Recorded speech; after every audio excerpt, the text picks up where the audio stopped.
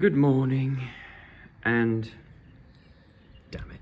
I heard the dove land on the roof at the exact similar time to when it landed here yesterday. But it didn't want my seed.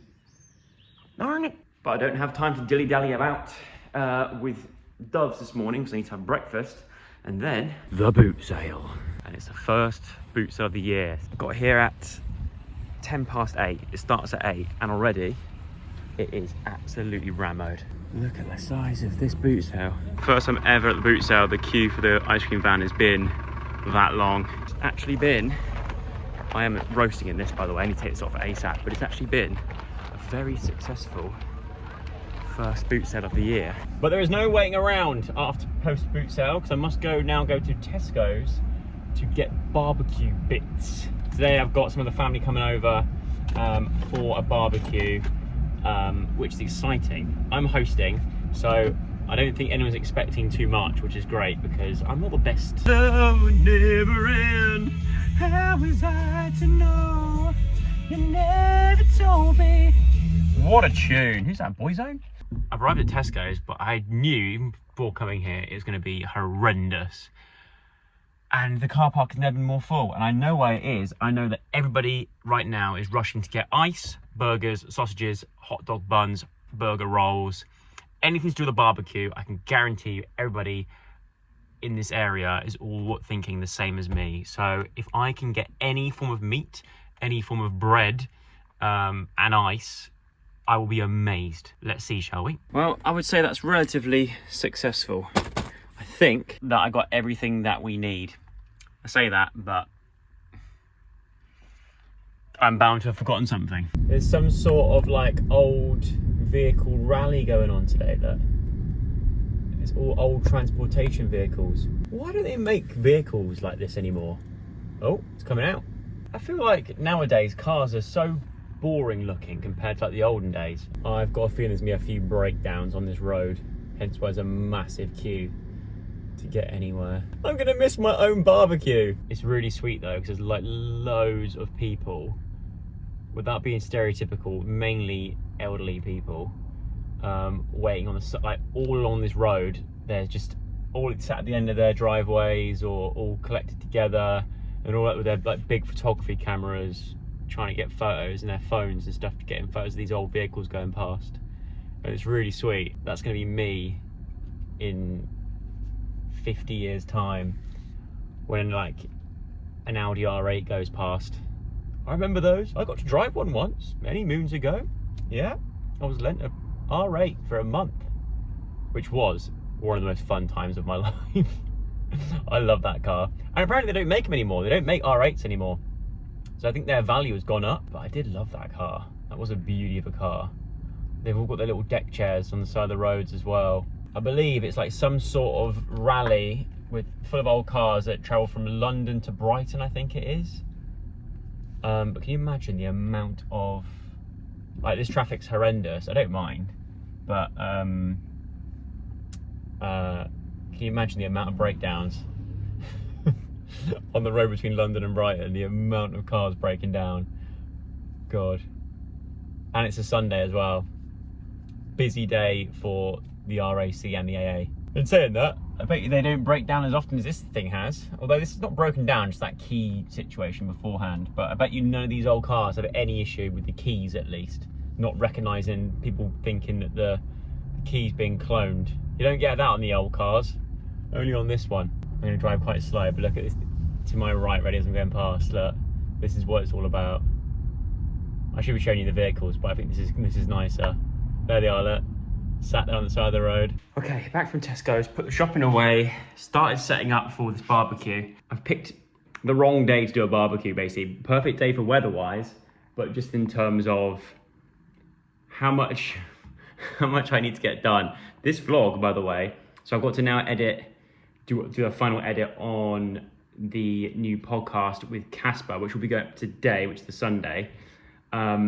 But it just shows, by the time you see this vlog, you will see how far behind I'm on editing. And at the moment, I'm spending a lot of time getting stuff edited. Otherwise, I know if I don't get stuff done in the downtime that I have, I'm just not going to get it done. So before I've got about an hour and a half before Zoe, Alfie, and the kiddies turn up. So that gives me time to get everything edited, podcast scheduled, ready to go. So then I can just go, right, do you know what?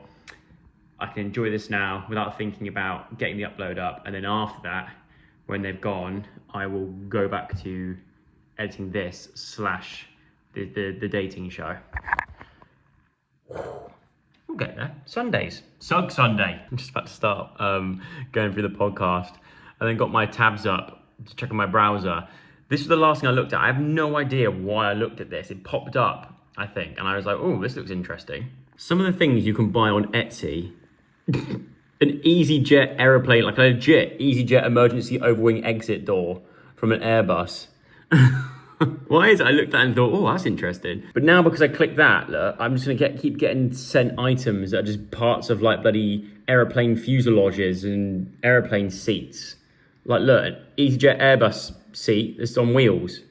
I don't know why. I just think at some point in my life, there's gonna be a moment where I'm like, oh, don't worry, I've actually got an EasyJet emergency overwing door exit door thing. We can use that, you know?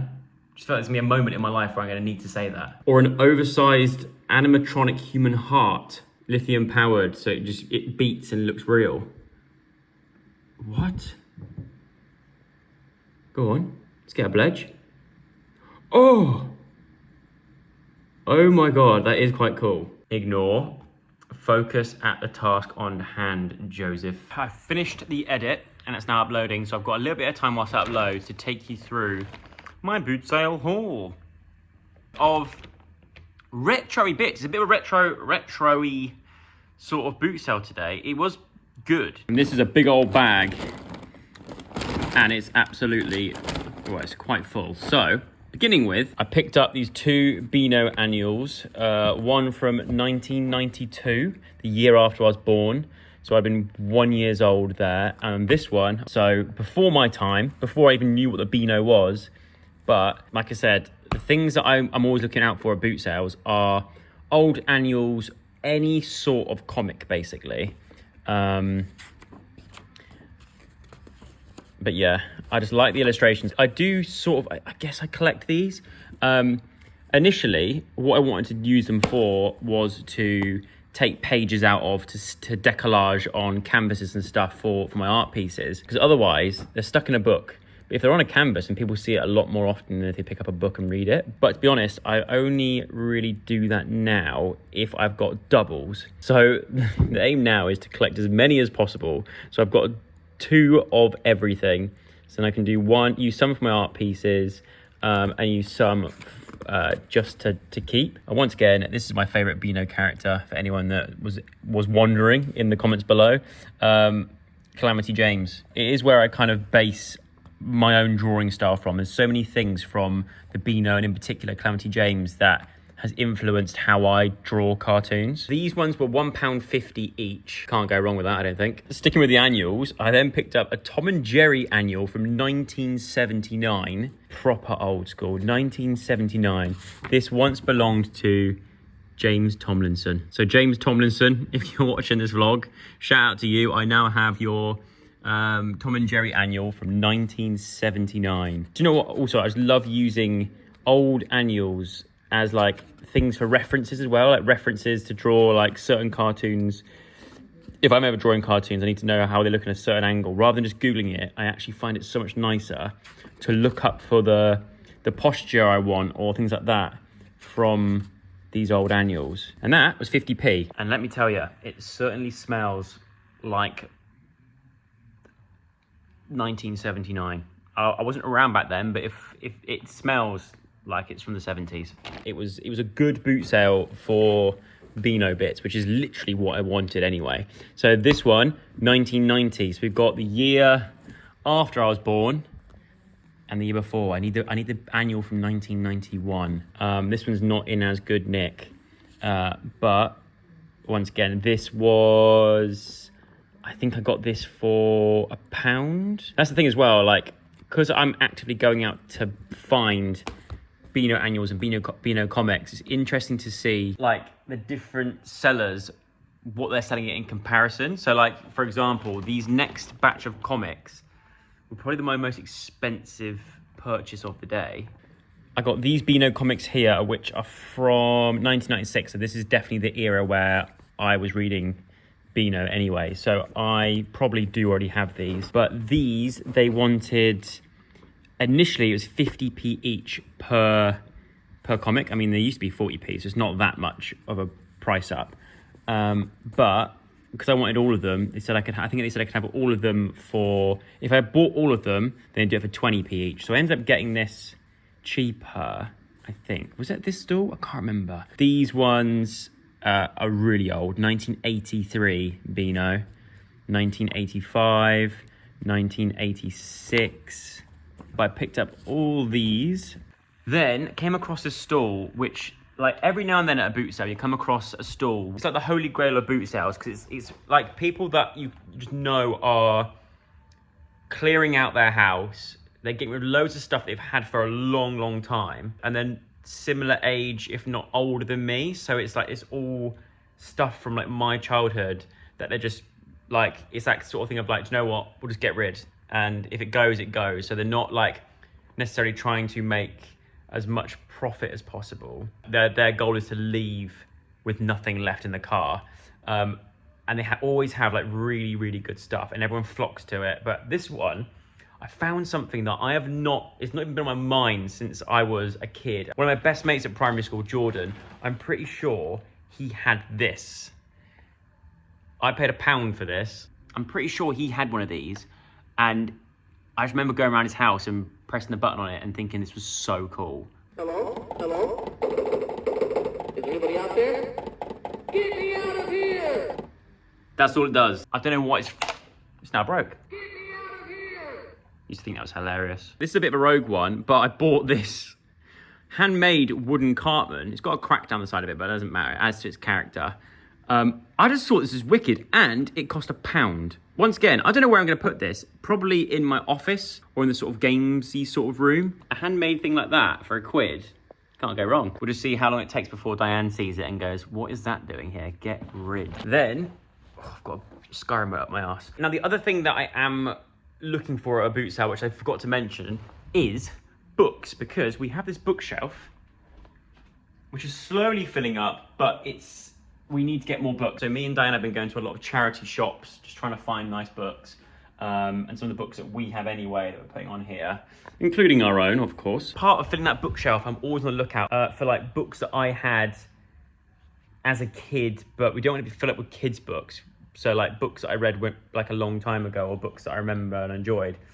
And oh my God, I found, this is one of the first books that I ever rented from a library, I believe. And it's because of the front cover. That's what drew me in. Terry Pratchett, The Carpet People. It's little people that live in the bottom of the carpet, look. I completely forgot about this book. But now that I've just seen it again, it's made me realise where I get some of my imagination from, in a way. Because the story of this is the sort of stuff that I'm really into. Like this sort of like far-fetched kind of other worlds living in unique places type thing. It's a good book and it's small as well. It doesn't take long to read either. So I got that for £1. And then he also had Truckers as well, another Terry Pratchett book, which I've got for £1. And then Diggers as well, the other one that I got for £1. So £3 for the three. Could probably get it a lot cheaper elsewhere, but I was just excited to see him. So I was like, yeah, I'm happy to pay that. Oh, but the only one I'm missing now at the series is Wings. Then I was about to call it a morning and head off home. And the last stall, just as a touch of luck, the last stall, it was a lovely elderly couple and they had loads of comics, which we have left in the bag. So I said, you know, how much are your comics? And he wanted, I think they were all 20p each. Yeah, I think every single one in here was 20p each. Right, had the tech run. Now it's time for the real thing. But I tell you what a day for it. This weather is so nice. Beer of choice, I'm trying out the Moretti Zero Alcohol. I've never tried it before. I think so far Asahi is my favourite non-alcoholic attempt at beer so far. But everyone that was probably about to comment saying you've done that completely wrong, Joe, I have realised the error of my way and I now put it on the bottom grate rather than the top one. So don't worry, don't panic, I've sorted it. I'm just an absolute plonker. That's looking good. Smells good. They do say that if you're looking, there's a phrase in barbecue land apparently, that if you're looking, you're not cooking. So I put the lid on. I'm just hoping for the best that they're going to magically cook, but I don't trust that, so I feel like I need to look to see what I'm working with here. I'm a little bit worried, and I'm in charge. I've taken charge of the barbecue, and I've just realised how much I've got to do, and everything rides on me. And if everybody gets food poisoning tomorrow morning, then they're going to look at one person and one person only, and it's going to be me. So wish me luck. If I had one wish right now, I would, well, actually, my first wish would be for Diane to be here. After Diane, it would be James Buckley. Well saved, Joe, because I feel like he would know exactly how to do this properly. Oh, I cheated, I looked, but to be honest, they're looking all right. They don't look too burnt, and considering it's my first time soloing a barbecue, I feel like more could have gone wrong. I don't want to speak too soon, but I think it's going all right. Oh, my barbecue and prayers have been answered. I've just had a FaceTime call from James, and he's helped me out big time with the barbecue, and he's basically sort of told me what to do, like a father to a young son, teaching him how to use a fishing rod for the first time. But hopefully now I'll be able to get it all done and I won't panic as much. So thank you, James. The thing with being a chef is that everyone has to like start eating before I finish, but we'll see how we're getting on. How is the food? So good. Is it yummy? Yummy food? And then the final piece of the puzzle, the sweet corn. Don't drop it, Joe. Don't drop it, Joe. Don't drop it, Joe. Don't drop it, Joe. Did somebody say sweet corn? Sweet corn? Sweet corn! Now that looks good. Oh, the button's just there. That one there. Hello? Hello? Is anybody out there? Get me out of here! There's a little man inside. Let him get out. Don't let him out. Oh, I don't How are we know. going to get him out? He wants to get out. He does. And from a barbecue to the end of the vlog. I'm not very good at vlogging and barbecuing at the same time, so apologies for all that. But that is the end of the vlog, so I hope you enjoyed it. If you did, give it a thumbs up. Subscribe to the channel if you haven't already. We have got more vlogs coming this week where I got off on a little trip, which is going to be very, very fun and very, very nostalgic. So keep your eye out for that, and I'll see you again, hopefully, tomorrow with another vlog. But until then, I'm not a daily vlogger. Good night.